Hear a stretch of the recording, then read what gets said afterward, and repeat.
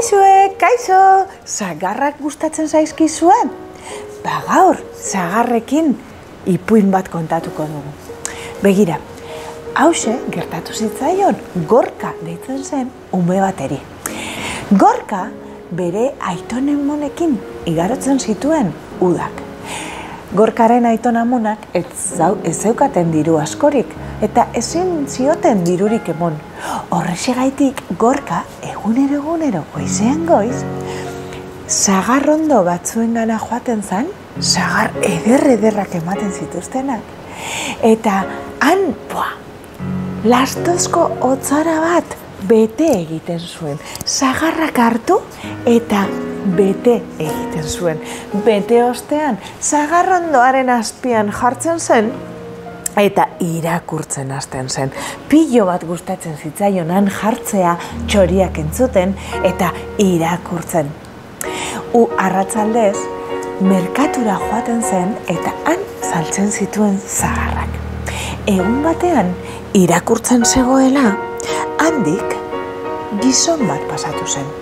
Aizu, esan zion, zer egiten duzu hor? Esan zuen Gorkak. Hemen nago irakurtzen eta sagarroiek zertarako dira. Nahi duzu bat, oparitzen dizut, oso gozoa da. Ez dut nahi bat, baina zer egin behar duzu sagarroiekin? Begira, gero, merkatura noa eta saldu egiten ditut 20 zentimotan bakoitza.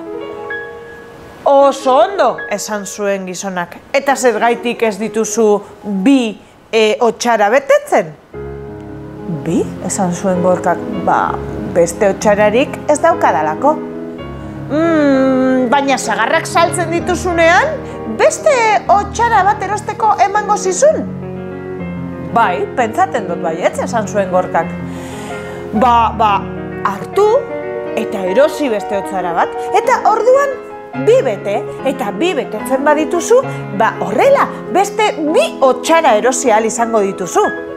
4 hotxara, baina nik ezin ditut 4 hotxara aldi batean eraman, eta gainera, herri honetan ez dago jende nahikorik 4 hotxara saltzeko.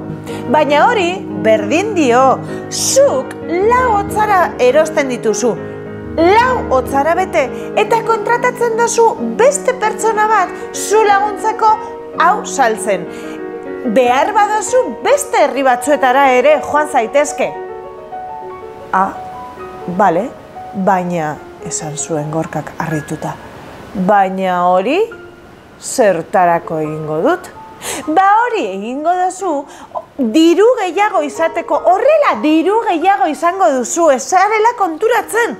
Bueno, esan zuen Gorkak, eta zertarako behar dut nik hainbeste diru? Horrela arratsaldeak igaroko dituzu lasai zuhaitz baten azpian. Gorka, barrezka, bere liburua begiratu zuen, eta holan erantzun zion. Zuhaitzen azpian egoteko, hori dana egin behar dut? Eta zer nago orain egiten ba? Utzi da paketan, eta han bere liburua irakurtzen jarraitu zuen, lasai. Gustatu zaizue? Aizue, afaldu dozuela ja, pentsatzen dut, eta orain, ohera joateko ordua da. Agur! Iluntasuna heltzear dago, eta ohera joateko momentua heldu da. Gabon igela!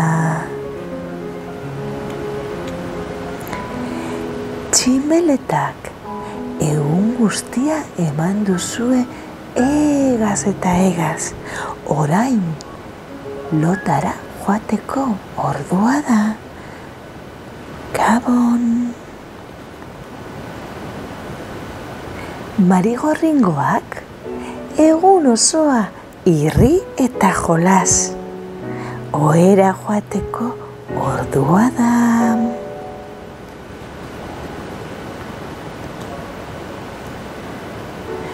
Barraskilloak egun osoa eman duzue euritan plisti-plasta, ohera joateko momentua da.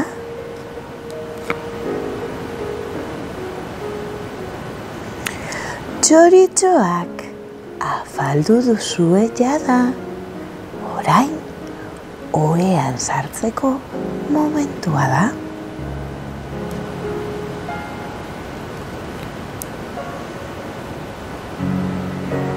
Basoko animalia guztiak lotan daude ja.